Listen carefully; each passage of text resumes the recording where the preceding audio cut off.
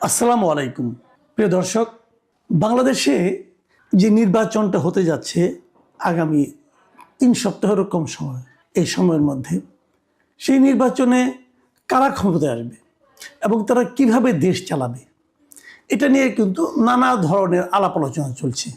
Election হয়ে গেলে কেউ না কেউ তো বিজয়ী হবে।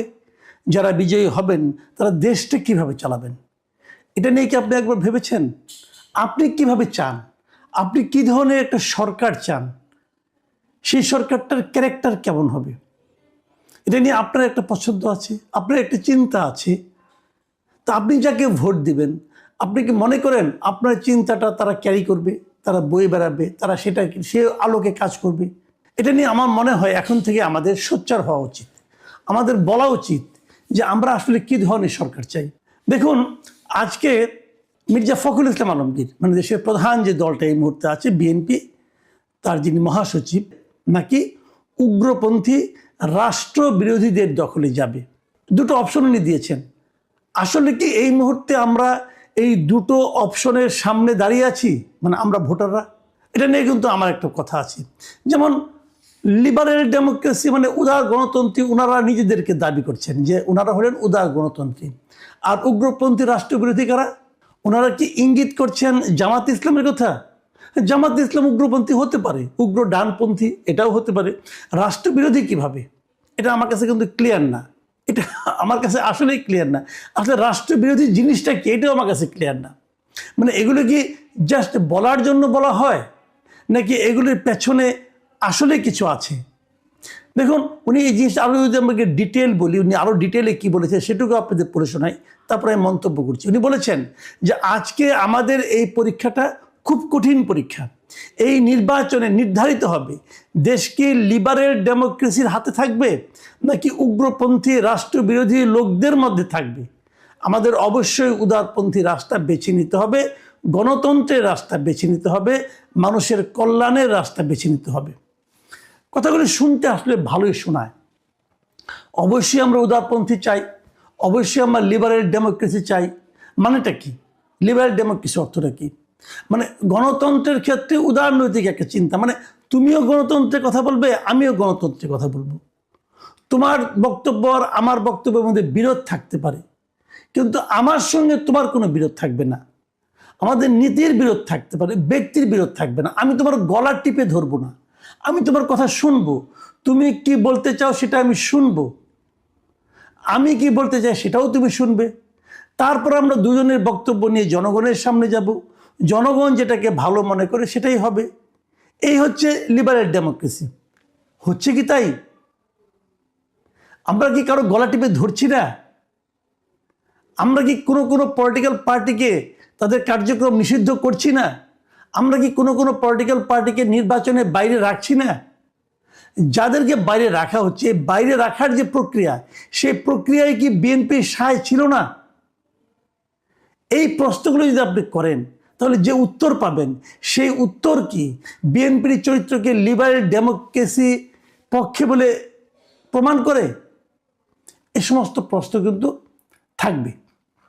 কিন্তু আমি এই নিউজটা সব পত্রিকায় এসেছি, আমি সেখান থেকে প্রথম আলো নিউজটা আমি একটু পড়লাম। পড়ে প্রথম আলোর আমি দুটো কমেন্ট পড়তে চাই। মানে প্রথম আলো এই রিপোর্টের নিচে বেশ অনেকেই তো কমেন্ট করে, আমি দুটো কমেন্ট আপনাদেরকে পড়ে শোনাতে চাই। একটা কমেন্ট লিখেছে মোহাম্মদ সিরাজউদ্দিন। তিনি লিখেছেন, স্যার গো, আপনারা ক্ষমতায় আসেন, এতে আমার দ্বিমত নেই। দয়া করে বিদেশি নাগরিক ঋণ খেলাপিদের এমপি বানায়েন না। এরা দেশকে যেমন খাবে তেমনি বিএনপিকেও শেষ করবে। টাকার কাছে নীতিটাকে বিক্রি করিয়েন না। দেখেন, একজন লোক কিন্তু আর্তনাদের ভঙ্গিতে বলছেন যে স্যার গো, আপনারা আসেন, আমার কোনো আপত্তি নাই, কিন্তু দেশটাকে আপনারা বিদেশি নাগরিক এবং ঋণ খেলাপিদের এমপি বানায়েন না এই দেশে। কথাটা কেন বলছি? অলরেডি বিএনপির মধ্যে অনেক এমপি পদপ্রার্থী যাদের বিএনপি মনোনয়ন দিয়েছে, এদের মধ্যে ঋণ খেলাপি আছে অনেকেই, যাদের বাতিল হয়েছে, তারা আবার নানাভাবে ক্যারিকেচার করছে, এরকম তো আছে। আবার কেউ বিদেশি নাগরিক, এটাও আছে। আপনি বিদেশি নাগরিকদেরকে দিচ্ছে, এটা তো আমাদের আইনে নাই রে ভাই। আপনি আইন চেঞ্জ করেন, তারপরে আনেন। নীতিগতভাবে আমি দ্বৈত নাগরিক যারা আছেন তাদের কোনো এমপি অথবা মন্ত্রী হওয়ার পক্ষে না। এটা আমার ব্যক্তিগত মতামত। আমি মনে করি নীতি নির্ধারণী কোনো ক্ষেত্রে তাদের অবস্থান থাকা উচিত না, এটা আমি মনে করি। তারা আছেন, বিদেশে আছেন, টাকা পাঠান আমাদেরকে সেবা দেন, আমাদেরকে পরামর্শ দেন, সব শুনতে রাজি আছি। কিন্তু আপনারা কোনো দায়িত্ব থাকলে যেটা হয়, এই দেখেন সমস্ত মন্ত্রীরা আওয়ামী লীগের টাকা পয়সা লুটপাট করে পালিয়ে গেছে। তাদেরকে আপনি ধরতে পারছেন না কেন? কারণ তারা বিদেশের নাগরিক, তারা ওই দেশে যে আরাম আয়েসে থাকবে।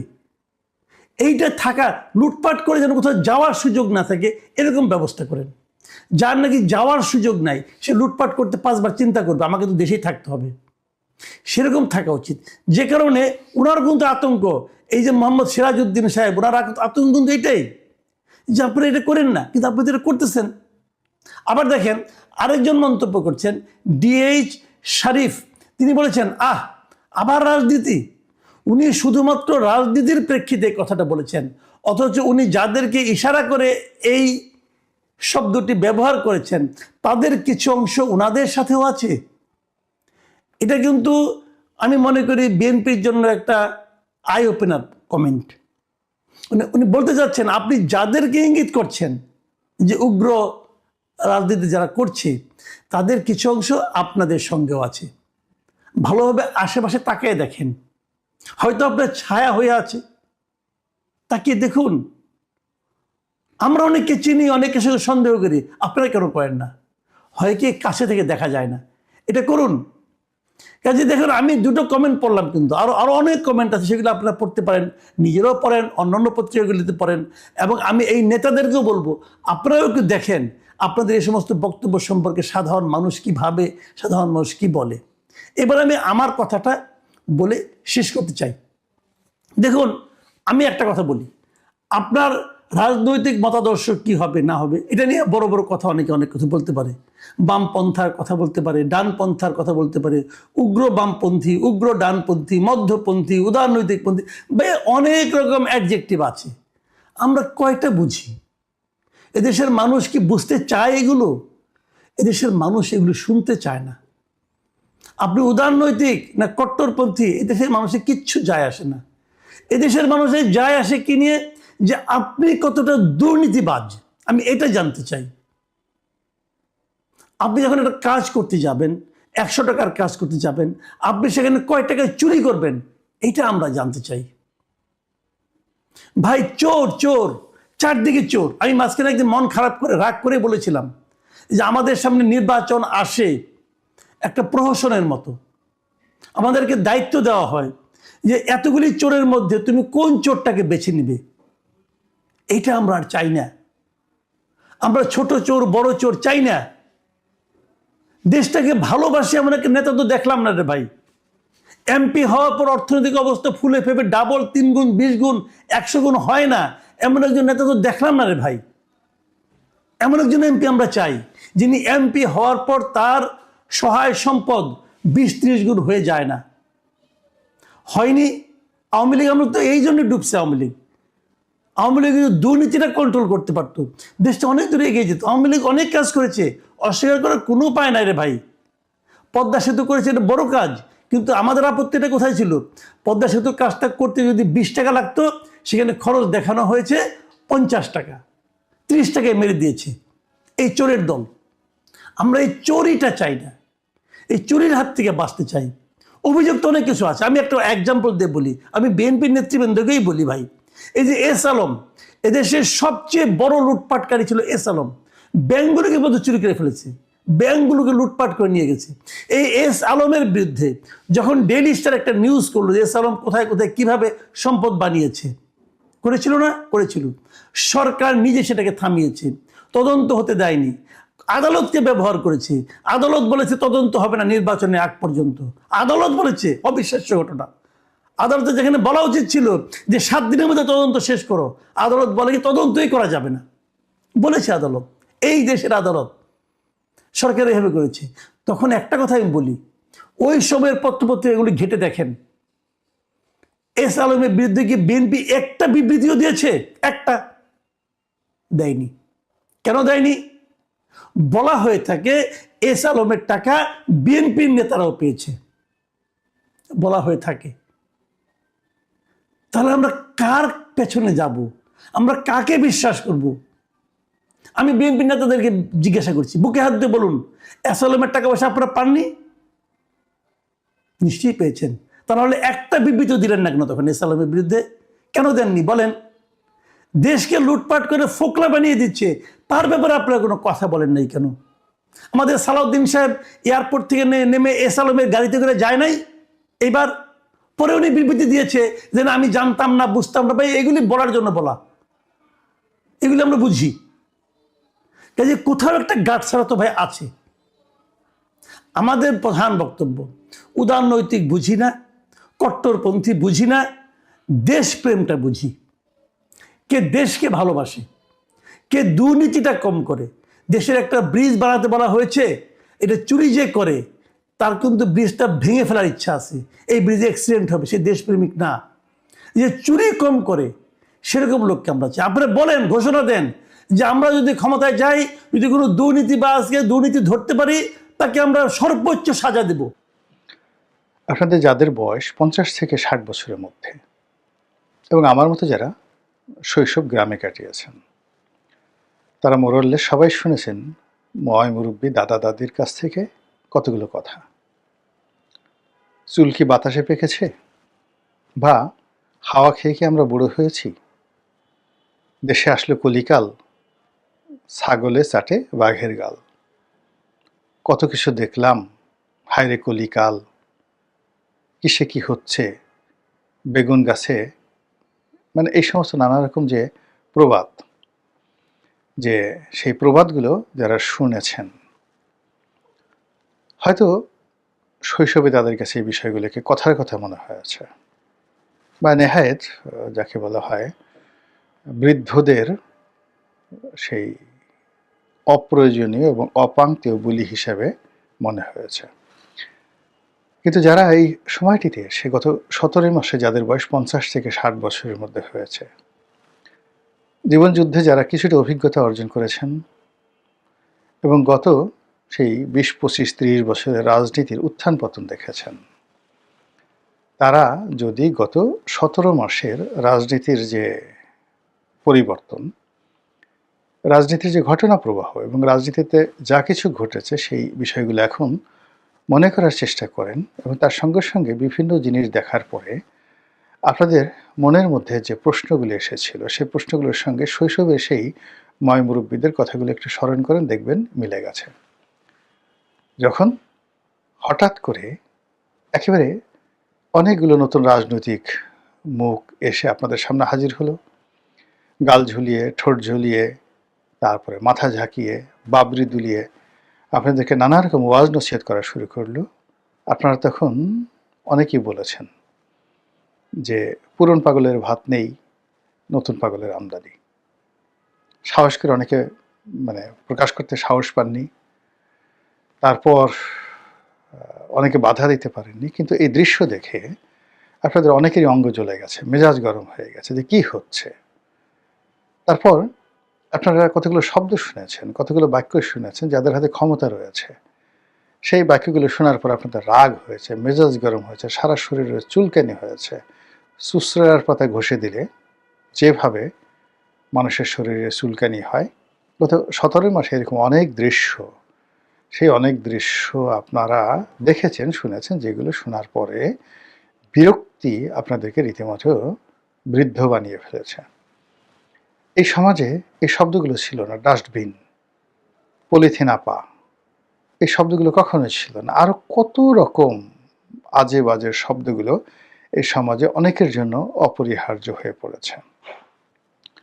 তো যেটা বলছিলাম যে গত 17টি মাসে আমাদের হাজার বছরে যে রাজনীতির কৃষ্টি কালচার, সেই কৃষ্টি কালচারে এদেশে কি করা সম্ভব, অর্থাৎ একজন রাজা কি করতে পারেন, এবং আমাদের জনগোষ্ঠী বিভিন্ন পরিবেশ পরিস্থিতিতে কি ধরনের রাজনৈতিক আচরণ করে, কখন বিদ্রোহ করে, কখন বিপ্লব করে, কখন সফল হয়, কখন ব্যর্থ হয়, এটি মোটামুটি সেটেলড। নতুন করে রাজনীতির একজন ছাত্র হিসেবে, ইতিহাসের একজন ছাত্র হিসেবে আমি যেটা বলতে পারি, এই বাংলাদেশে রাজনীতির অঙ্গনে নতুন কোনো কিছু ঘটবে না, ঘটার সম্ভাবনা নেই যেটি অতীতে ঘটেনি।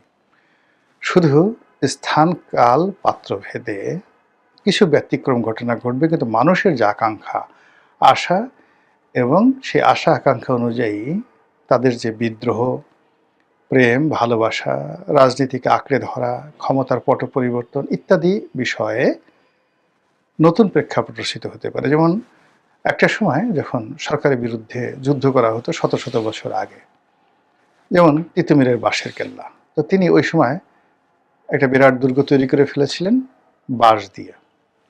আর তার যারা বাহিনীর সদস্য ছিলেন ইংরেজদের বিরুদ্ধে, তারা যুদ্ধ করেছিলেন এবং সেই যুদ্ধের 90% অস্ত্র ছিল তাদের লাঠি, অল্প কয়েকটি তলোয়ার ছিল, বেশ কয়েকটি ঘোড়া ছিল।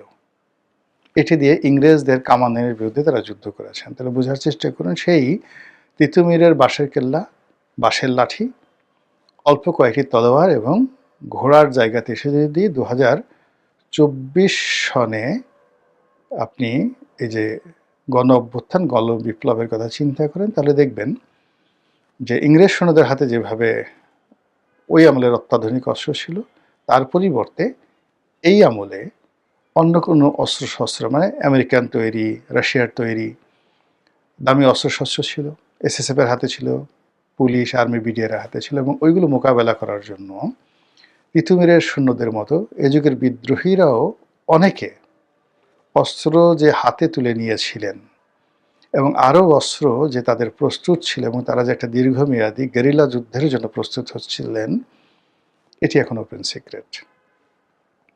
এই এতটুকুই পার্থক্য। মানে কিন্তু ওই যে তিতুমিরের যে আকাঙ্ক্ষা ছিল আর এই যুগের বিপ্লবীদের যে আকাঙ্ক্ষা ছিল, এইগুলোর মধ্যে 19-20 নেই। ইংরেজের আগে মুঘল জমানাতে বেশ কয়েকবার বাঙালি জেগে উঠেছিল, এবং বাঙালিরা মুঘলদের সময়টিতে প্রথম জেগে উঠেছিল শের শাহের নেতৃত্বে, তারপরে জেগে উঠেছিল ঈশা খাঁর নেতৃত্বে, তারপরে জেগে উঠেছিল মুসা খাঁর নেতৃত্বে, ঈশা খাঁর পুত্র। মুঘলদের আগে সুলতানি আমল, সেই দীর্ঘ সুলতানি আমলে মানে অনেকে, ফখরুদ্দিন মোবারক শাহ থেকে শুরু করে বহু সংখ্যক রাজনৈতিক নেতৃবৃন্দ তারা কিন্তু বিদ্রোহ করেছিল। তার আগে সেন যুগ, মানে ইখতিয়ার উদ্দিন মোহাম্মদ বিন বখতিয়ার খলজির আগে সেন যুগ, সেন যুগের আগে পাল যুগ, 400 বছর আগের যে পাল যুগ, পাল যুগের আগে 100 বছরের যেটিকে বলা হয় মৎস্যান্যায়, 100 বছরের মৎস্যান্যায়ের আগে সেই থানেশ্বরের রাজা হর্ষবর্ধনের রাজত্ব, হর্ষবর্ধনের রাজত্বের আগে শশাঙ্কের রাজত্ব। এই তো ইতিহাস। আর এর আগে যদি আপনি আরও 5000 বছর আগে চলে যান, তাহলে সেই মহাভারতের যুগে জগদত্তের শাসন ছিল। তো সেই যে জগদত্তের যুগ থেকে আজকের ডক্টর মোহাম্মদ ইউনূসের যুগ পর্যন্ত বাঙালির যে স্বাধীনতার আশা আকাঙ্ক্ষা, রুখে দাঁড়ানোর আকাঙ্ক্ষা, এই সবগুলোই সেম, 19-20 নেই। নতুন করে কোনো কিছুর যাকে বলা হয় এখানে স্কোপ নেই। এর কারণ হলো মানুষের যে হিউম্যান বডি আর মাইন্ড, এটা চিরায়ত। মানুষের আত্মা কখনো মরে না। এই আত্মা একসাথে তৈরি হয়েছে, সেই সমস্ত আত্মাগুলো, রূহগুলো একসাথে তৈরি হয়েছে। এই আত্মাগুলো আল্লাহ বিভিন্ন সময় পাঠায় পৃথিবীতে, ওটা একটা দেহ ধারণ করে। আবার এই দেহ থেকে আত্মাগুলো চলে যায়, চলে গিয়ে একটা জায়গাতে আল্লাহর কাছে যায়, এবং কিয়ামতের ময়দানে সকল আত্মাগুলোকে আবার শরীরের মধ্যে প্রবেশ করানো হবে। যত শরীর একসাথে জেগে উঠবে। এই তো সংক্ষিপ্ত কালের সংক্ষিপ্ত ইতিহাস। তো এই চিরায়ত যে মানুষের রাজনৈতিক আশা আকাঙ্ক্ষা, সেই আশা আকাঙ্ক্ষার বিপরীতে গিয়ে গত 17 মাসে আমরা কত কিছু শুনলাম।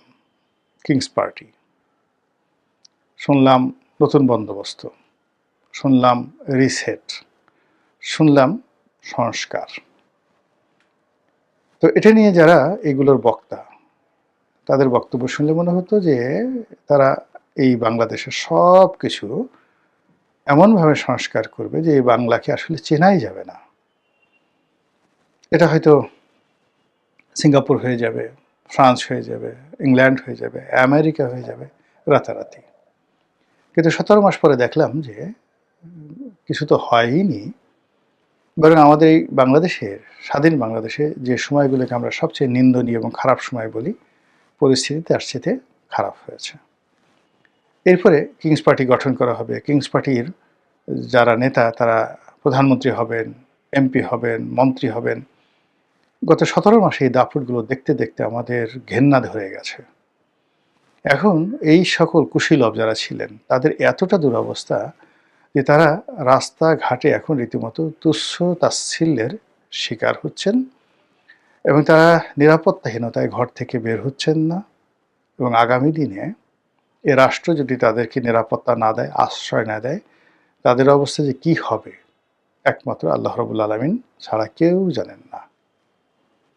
এরপরে যারা এই বিভিন্ন দেশ থেকে আসছেন, বিদেশ থেকে আসছেন, সে কী দাপট তাদের। কেউ ইংরেজিতে কথা বলার সময় মানে গাল বাঁকা করে ফেলেন, চোখ টিপ মারেন। অনেকটা ওয়েস্টার্ন ওয়ার্ল্ডে আপনি দেখবেন যে ইংরেজিতে কথা বলতে গিয়ে কেউ হয়তো অতিরিক্ত ওভার স্মার্টনেস দেখাতে গিয়ে হাত দুটো উঁচু করেন, আঙ্গুল বাঁকা করেন, ভি চিহ্ন দেখান, ঘাড় বাঁকা করেন। এই জাস্ট হাই এরকম একটা যে আসে না, hi hello hi so nice, এরকম একটা জাস্ট কিছু জিনিস না দেখালে বোঝা যায় না। তো এরকম অনেকে দেখান কথাবার্তা বলার সময়। সে অনেক লোক আছে। আপনি যদি অ্যান্থনি হপকিন্স, ব্রিটিশ অভিনেতা, সেই দ্য সোর্ড অফ জরো, সে বিখ্যাত সিনেমার অভিনেতা অ্যান্থনি হপকিন্স, কিংবা মর্গ্যান ফ্রিম্যান, মানে যারা কণ্ঠের জন্য সারা দুনিয়াতে মশহুর, গত 100 বছর এদের মতো এরকম কণ্ঠশিল্পী, এত অভিনয়কে তারা শুধুমাত্র কণ্ঠের লালিত্য দ্বারা পৃথিবীতে একটা পার্মানেন্ট জায়গাতে নিয়ে এসেছেন। যে কয়জন অভিনেতা, তাদের মধ্যে এই যে মর্গ্যান ফ্রিম্যান, অ্যান্থনি হপকিন্স, ভিন ডিজেল, খুবই বিখ্যাত এই অভিনেতা তারা আছেন। তো ইনক্লুডিং রাসেল ক্রো, সেই গ্ল্যাডিয়েটর সিনেমার যে নায়ক। তো তারা যেভাবে ইংরেজি বলেন, যেভাবে ঢং করেন, রং করেন, সেইভাবে আমাদের দেশে হঠাৎ করে কিছু লোক, ইংরেজি বলা কিছু লোক আসলো। এখন গিয়ে দেখেন তাদের মানে এমন একটা দুরবস্থা, তাদের টেনশনে মানে এখন তারা কীভাবে বাদ দেশে যাবেন। এত বড় বড় কথা বলেন, তারা এতদিন কিছুই করতে পারেনি। এখন অনেকের বেল্ট এদিক হয়ে থাকে, তারপর শেষে কোট এলোমেলো হয়ে থাকে, অনেক সময় শার্টের বুতাম লাগানো থাকে না, প্যান্টের চেন লাগানো থাকে কি না আমি আসলে দেখিনি কখনো এইভাবে কাছে, এরকম এলোমেলো একটা অবস্থা হয়ে গেছে। তারপর যেটা নতুন সংবিধান লেখা, রিসেট বাটনে চাপ দিয়ে অতীতের সকল ইতিহাস মুছে ফেলে দেওয়া, মুক্তিযুদ্ধের একটা নতুন ডাইমেনশন তৈরি করা, ৭১কে মুছে ফেলে সেখানে ২৪-এর যে আমরা যেটাকে গণ অভ্যুত্থান বলি, এটাকে বলা হয় ২৪-এর মুক্তিযুদ্ধ। সেই ২৪-এর মুক্তিযুদ্ধকে প্রতিস্থাপন করা এবং জুলাই আগস্ট বিপ্লবের যেই মাহাত্ম্য, সেই মাহাত্ম্যকে কাজে লাগিয়ে একটি বিপ্লবী সরকার গঠন করে এই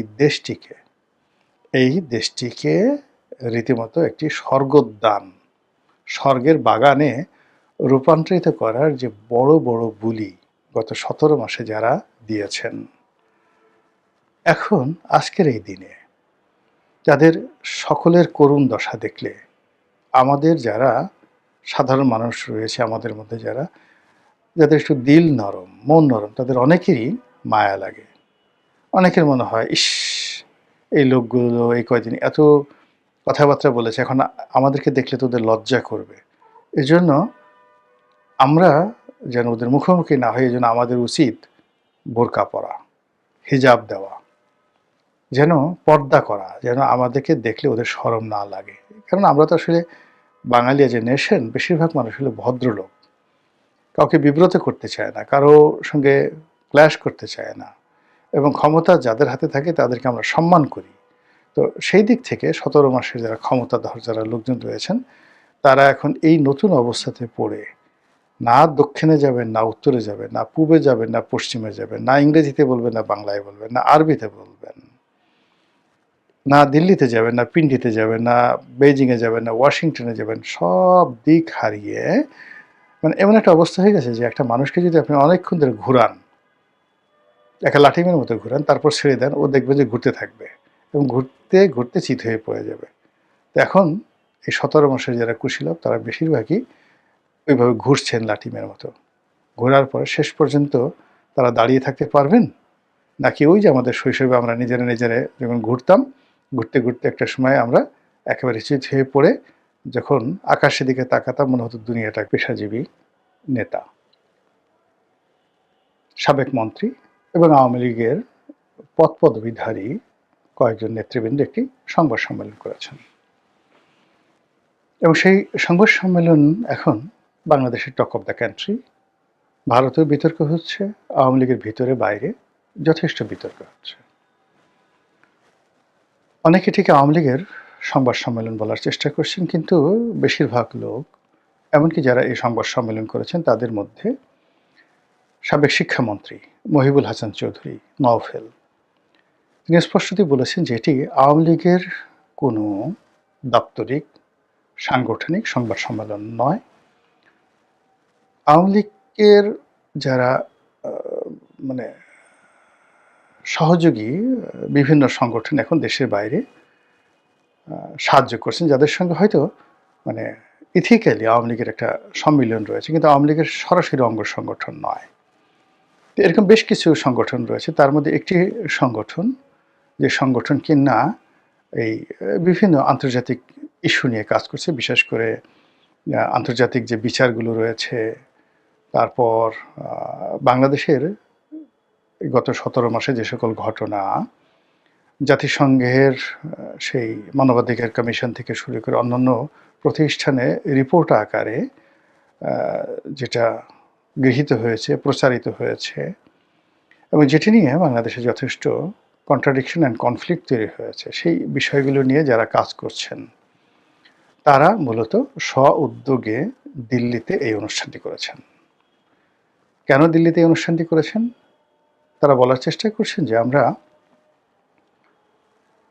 পৃথিবীর অনেক দেশেই এই অনুষ্ঠান করার চেষ্টা করেছি, কিন্তু সব দেশগুলো অ্যাজ এ ফরেনার, বিদেশি নাগরিক হিসেবে সেই অনুষ্ঠান করার অনুমতি দেয় না। কিন্তু কিছু কিছু রাষ্ট্র তাদের নিজ দেশে বিদেশিদেরকে সংবাদ সম্মেলন করার অনুমতি দেয়। সেগুলোর মধ্যে সুইজারল্যান্ড, তারা সুইজারল্যান্ডে দিয়েছেন, ইংল্যান্ড দেয়, ইংল্যান্ডে দিয়েছেন, এবং ভারত দেয়, তারা ভারতে দিতে এসেছেন। দুটো কারণে ভারতে দিচ্ছেন। এই কারণ হলো জাতিসংঘের আমাদের এই যে বাংলাদেশ সংক্রান্ত যে সকল প্রতিষ্ঠান রয়েছে, সে সকল প্রতিষ্ঠানের যে আঞ্চলিক অফিস, সেই অফিসগুলো দিল্লিতে।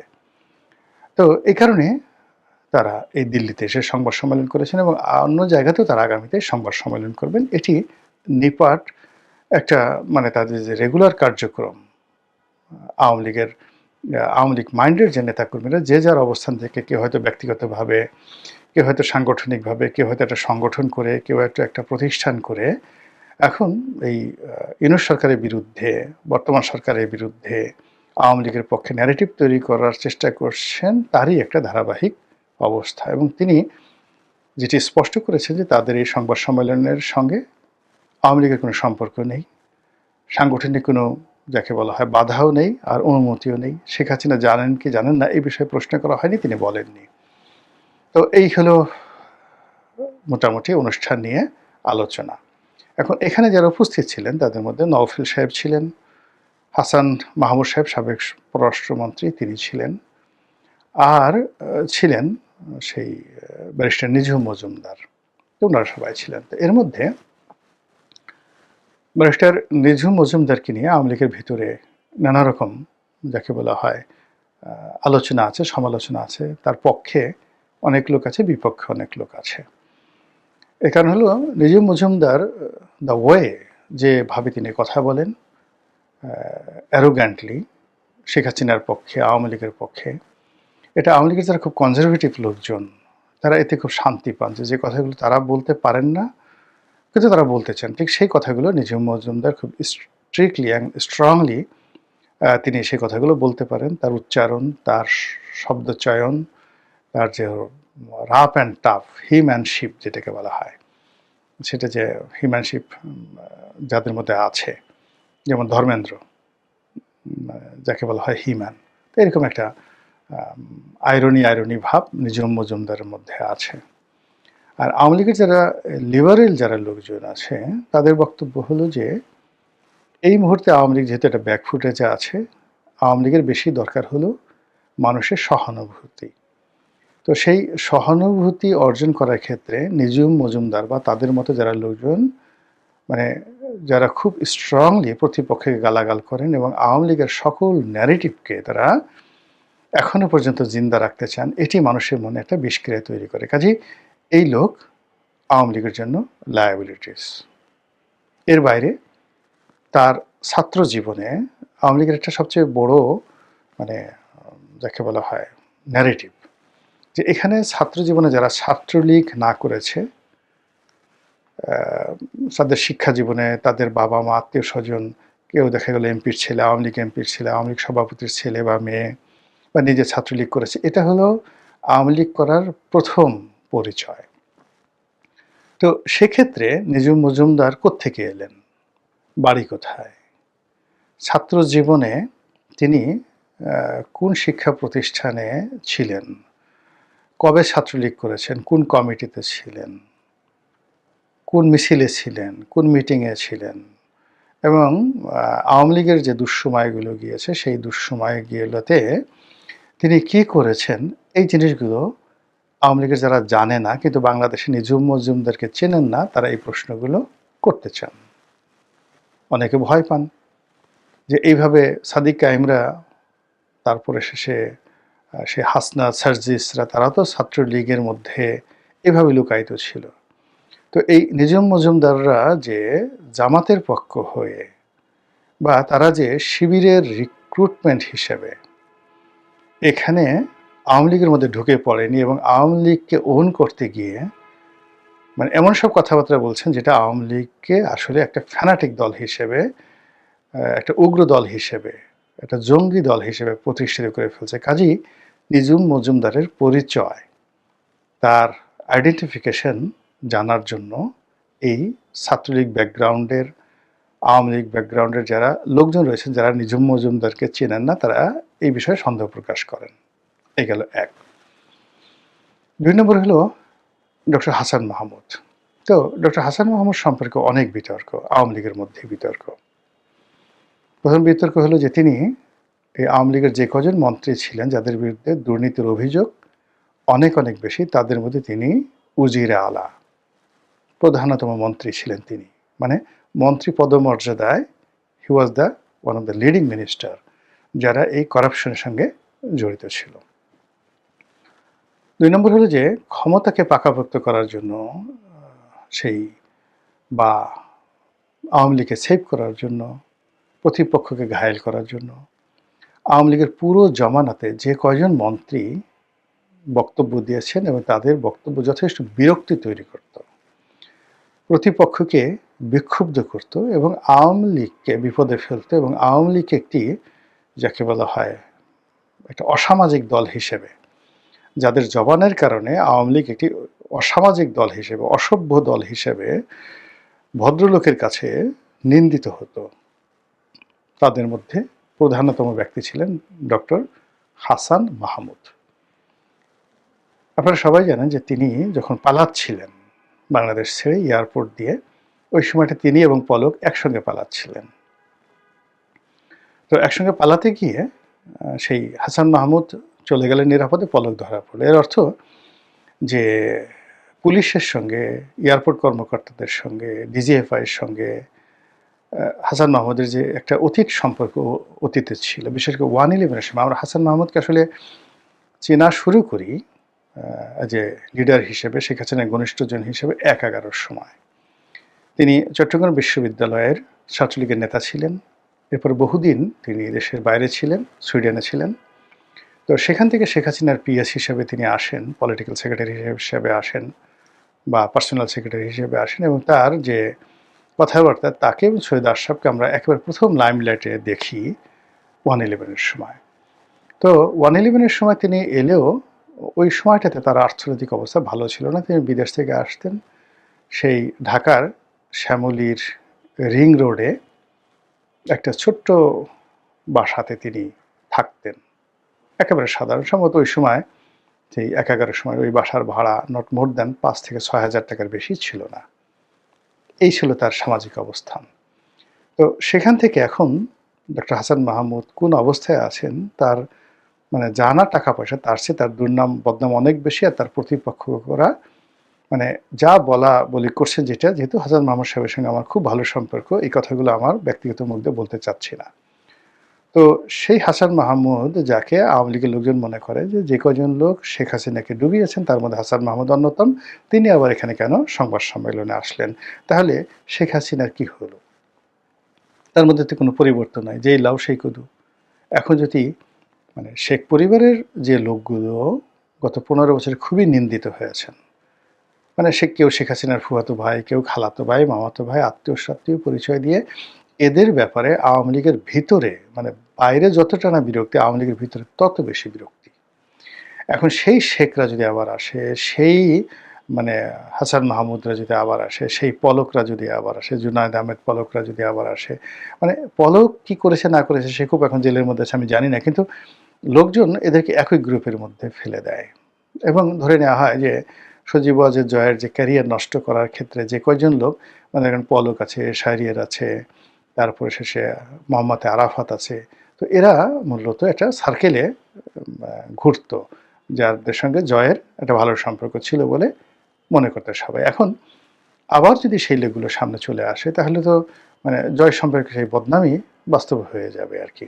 তো এগুলো নিয়ে আওয়ামী লীগের মধ্যে কিন্তু একটা ভীষণ রকম প্রতিক্রিয়া তৈরি হয়েছে যে এই যে দিল্লিতে যে সংবাদ সম্মেলন হলো, এটি কি শেখ হাসিনার নির্দেশে হয়েছে? তিনি কি জানতেন? আর তিনি যদি জানতেন তাহলে তো এই দলের কোনো ভবিষ্যৎ নেই।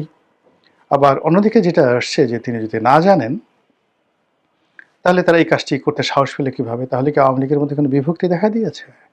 আওয়ামী লীগের মধ্যে কোনো গ্রুপিং হচ্ছে? সেই ১/১১-এর মতো কি আওয়ামী লীগ আবার ভেঙে টুকরো টুকরো করার চেষ্টা করা হচ্ছে? আবার আওয়ামী লীগের ভিতর থেকে কি কোনো কিংস পার্টি তৈরি করা হচ্ছে, যাদের সঙ্গে বাংলাদেশে বহুল আলোচিত এখন শোনা যাচ্ছে রিফাইন্ড আওয়ামী লীগ? সেই রিফাইন্ড আওয়ামী লীগ অর্গানাইজ হচ্ছে দিল্লিতে, অর্গানাইজ হচ্ছে কলকাতাতে, অর্গানাইজ হচ্ছে ইংল্যান্ডে, বাংলাদেশে অর্গানাইজ হচ্ছে, এবং এর সঙ্গে জড়িত, এর সঙ্গে আমাদের গোয়েন্দা সংস্থাগুলো জড়িত, এর সঙ্গে আমেরিকা জড়িত। এই কথাগুলো আকাশে বাতাসে ঘুরে বেড়াচ্ছে। আর তারই প্রতিক্রিয়াতে এই দিল্লিতে যে সংবাদ সম্মেলনটি হলো, সেই সম্মেলনে ওই লোকগুলিকে দেখা গেল যাদের সঙ্গে ডিজিএফআই সম্পর্ক ভালো আছে, যাদের কিনে বিতর্ক আছে, যাদের মধ্যে গুপ্ত শিবির, গুপ্ত জামাত, এই ধরনের যে ন্যারেটিভগুলো যাদের বিরুদ্ধে খুব ইজিলি ট্যাগ করে দেয়া যায়। এবং আপনারা জানেন যে যখন ডক্টর হাসান মাহমুদ ছিলেন ক্ষমতাতে, তিনি চট্টগ্রাম ভিত্তিক যে ইসলামিক সংগঠনগুলো ছিল সেগুলোর সাথে তার খুব ভালো সম্পর্ক ছিল, এবং তিনি হাটহাজারী যে গ্রুপটা ছিল তাদের সঙ্গে তিনি নিয়মিত যোগাযোগ রক্ষা করতেন। তো এখন তিনি আসলে কি করছেন? এর বাইরে আবার নভেল সাহেব আছেন। তো চট্টগ্রামের রাজনীতি, ফটিকছড়ি রাজনীতি, তারপরে সালাউদ্দিন কাদের চৌধুরী এলাকার যে রাউজান, সেই রাউজানের রাজনীতি, চট্টগ্রাম শহরের রাজনীতি, এর সঙ্গে আওয়ামী লীগ, সব মিলিয়ে এই যে এখানে যারা আসছে, এইটাকে নিয়ে আওয়ামী লীগের মধ্যে যে বিতর্ক হচ্ছে, তার সঙ্গে সঙ্গে বাংলাদেশের বিতর্ক হচ্ছে, এবং সবাই বলার চেষ্টা করছেন যে হঠাৎ করে এরকম একটি সংবাদ সম্মেলন সম্ভবত ডালমেকুর হাড্ডাহাড্ডি লড়াইয়ের পূর্বাভাস দিচ্ছে। ডিপ্লোম্যাট বলছে যে আসন্ন নির্বাচন মূলত দুই শক্তির লড়াই, তারা হলো মধ্য ডানপন্থী বিএনপি নেতৃত্বাধীন জোট বনাম অতি ডানপন্থী জামাত নেতৃত্বাধীন ইসলামপন্থী জোট। এবং বিএনপি আর জামাতে ইসলামী একসময় মিত্র থাকলেও তারা পরবর্তীতে এসে তুমুল বৈরী সম্পর্কের মধ্যে নিমজ্জিত হয়েছে, এমনটাই বলা হচ্ছে। কিন্তু বলা হচ্ছে এখানে যে আওয়ামী লীগ নিষিদ্ধ হয়ে রাজনৈতিক ময়দান থেকে সরে যাওয়ার পর বিএনপি এবং জামায়াতের মধ্যকার এক সময়ের যে মিত্রতা ছিল, যে মধুর সম্পর্ক ছিল, সেই মধুরতা এখন আর নেই। গত এক বছরের সংবিধান সংস্কার, নির্বাচন আয়োজনের সময়সহ নানা ইস্যুতে দুই দলের মতবিরোধ প্রকাশ্যে চলে এসেছে। জামায়াত ইসলামী সম্পর্কে বলা হচ্ছে যে 1971 সালে দেশটির মুক্তিযুদ্ধের সময় বাংলাদেশের স্বাধীনতার বিরোধিতা করেছিল, তারা পাকিস্তানের সঙ্গে সহযোগিতা করে এবং ভয়াবহ যুদ্ধাপরাধে অংশ নেয়। এর ফলে দলটির ব্যাপক ক্ষয়ক্ষতি হয়। শক্ত সংগঠন ও মাঠ পর্যায়ের নেটওয়ার্ক থাকা সত্ত্বেও জামাত দীর্ঘদিন উল্লেখযোগ্য নির্বাচনী সাফল্য পায়নি। এবার সেই চিত্র হয়তো বদলাতেও পারে, এমনটা মোটামুটি হালকা করে বলা হচ্ছে এখানে। যেহেতু সাম্প্রতিক বিশ্ববিদ্যালয়গুলোতে যে ছাত্র সংসদ নির্বাচন, সেগুলোর প্রত্যেকটিতে জামাত সমর্থিত ছাত্র সংগঠন ইসলামী ছাত্র শিবিরের নিরঙ্কুশ বিজয়, সেটিকে উল্লেখ করে এখানে বলা হচ্ছে। আওয়ামী লীগ সম্পর্কে বিস্তারিত কী বলা হচ্ছে এখানে? 5 আগস্ট অভ্যুত্থানের মাধ্যমে আওয়ামী লীগ সরকারের পতনের পর তার জনপ্রিয়তা খানিকটা কমলেও এখনও উল্লেখযোগ্য। আওয়ামী লীগ সমর্থকরা কাকে ভোট দেবেন সেটি এই নির্বাচনের ফল নির্ধারণ করতে পারে, বিশেষ করে যদি লড়াইটা হাড্ডাহাড্ডি হয়। বলা হচ্ছে যে মুসলিম সংখ্যাগরিষ্ঠ বাংলাদেশে 8 থেকে 10% ধর্মীয় সংখ্যালঘু অতীতে আওয়ামী লীগকে ভোট দিতেন। বিএনপি ও জামাত দু দলই এখন এই ভোটারদের টানতে চাইছে এবং নেতৃত্ব পর্যায়ে দুই দলই আওয়ামী লীগ সমর্থকদের আকর্ষণ করতে নিজেদের ভাবমূর্তি পাল্টানোর চেষ্টা করছে। এটা আমরা সবাই জানি। জামাত তো ঘোষণা দিয়েছে যে আওয়ামী লীগের যদি কেউ, মানে জামাতের কোনো নেতা এরকম বক্তব্য দিয়েছেন যে আওয়ামী লীগের কেউ যদি জামাতে জয়েন করে তবে তাদের সব ধরনের দায়িত্ব জামাতে ইসলামীর। যেহেতু আওয়ামী লীগের নেতাকর্মীরা দৌড়ের উপর রয়েছে, শত শত হাজার নেতাকর্মী কারাগারে রয়েছেন, আটক হওয়ার আতঙ্কে রয়েছেন, যাদের ব্যবসা বাণিজ্য সব বন্ধ হয়ে গেছে, ঘর বাড়ি লুট হয়ে গেছে, এখন সব দায়িত্ব জামাত ইসলামী নিতে চায়। আর জামাত এবং এনসিপি সম্পর্কে যদি বলা হচ্ছে, ডিসেম্বরের শেষ দিকে তারা জামাত ইসলামী জাতীয় নাগরিক পার্টি এনসিপি ও লিবারেল ডেমোক্রেটিক পার্টিকে জোটে টেনেছে। কী কারণে? আমাদের একজন বীর মুক্তিযোদ্ধা ছিলেন কর্নেল অবসরপ্রাপ্ত অলি আহমেদ বীর বিক্রম, তার নেতৃত্বাধীন এলডিপিকে যুক্ত করে জামাত ইসলামী মুক্তিযুদ্ধকালীন কলঙ্ক মোছার চেষ্টা করছে। আর ছাত্র আন্দোলন থেকে উঠে আসা এনসিপির ধর্মনিরপেক্ষ অংশ ভেঙে যাওয়ায় তরুণ ভোটারদের টানার আশা অনিশ্চিত হয়ে পড়েছে। যেহেতু এনসিপির যে কিছুটা হলেও ভাবমূর্তি ছিল, তাদের যে কর্মকাণ্ড, নানান বিষয়ে বিতর্কিত কার্যকলাপ, সেখান থেকে তো মানুষ বিমুখ হয়েছে। মানুষ মনে করছে যে তাদের সঙ্গে প্রতারণা করা হয়েছে। মানুষের ক্ষোভ, বঞ্চনা, এগুলোকে পুঁজি করে, আবেগকে পুঁজি করে যেভাবে 5 আগস্টের আগে রাজপথে নামানো হয়েছিল, যেই আশার বাণী দেওয়া হয়েছিল সাধারণ মানুষের সামনে, সব কিছু তো উল্টে পাল্টে দিল এই এনসিপি নেতৃত্বে থাকা ছাত্র নেতারা। তো সেটি এখানে বলা হচ্ছে যে সবশেষ পর্যায়ে হলো এনসিপি যখন জামাত ইসলামীতে যোগ দিল, তাদের আসল চরিত্রে বেরিয়ে এলো, তাদের ধর্মনিরপেক্ষতা নিয়ে প্রশ্নের মুখে পড়ল, তখন এই সব স্বপ্ন ভঙ্গ হওয়ার কারণে তরুণ ভোটারদেরও নিশ্চয়ই আর জামাতে ইসলামী আকর্ষণ করতে পারছে না। এখন কথা হচ্ছে যে আওয়ামী লীগ কাকে বেছে নেবে, আদৌ কাউকে বেছে নেবে কি না।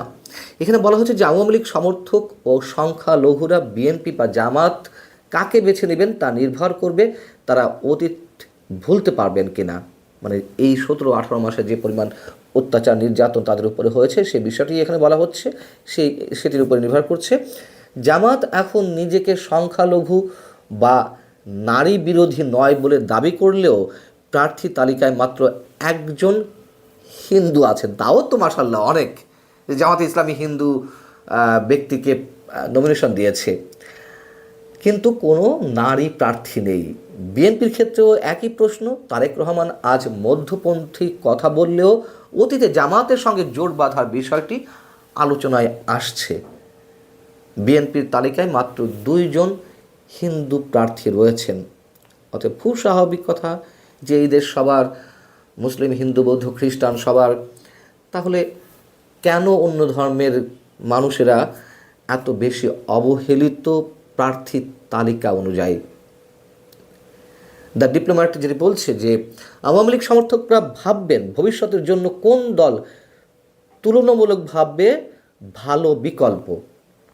বিএনপির নতুন দৃষ্টি যেটি মানুষের সামনে প্রকাশ পাচ্ছে, হয়তো তাদের কাছে তুলনামূলকভাবে গ্রহণযোগ্য মনে হতে পারে, কিন্তু তারা কি দশকের পুরনো বৈরিতা ভুলে যেতে পারবে না? রাজনীতি মাঠে আওয়ামী লীগ এবং বিএনপি তো চির প্রতিদ্বন্দ্বী, এটি আমরা সবাই জানি, সেটি এখানে উল্লেখ করা হয়েছে।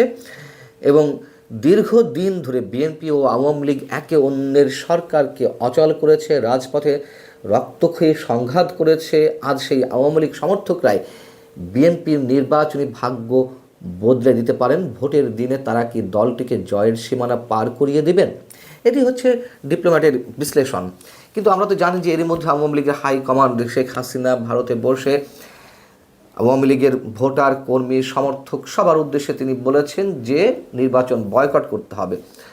তাহলে যদি আওয়ামী লীগের ভোটাররা নির্বাচনে না যায়, কেউ যে যাবে না সেটি তো আমরা সেভাবে বলতে পারি না নিশ্চিত করে। অবশ্যই অনেকেই যাবেন যার যার ব্যক্তিগত জায়গা থেকে, ব্যক্তি পছন্দের জায়গা থেকে, অথবা কোনো কোনো ক্ষেত্রে ভয়ের জায়গা থেকেও কেউ কেউ ভোট কেন্দ্রে যেতে পারেন। এখন ভোট কেন্দ্রে যাওয়ার পরে সেই ব্যালট পেপার তারা কী করবেন, ছিঁড়ে ফেলবেন নাকি সিল মারবেন, এটি তাদের বিষয়, আমরা জানি না। তবে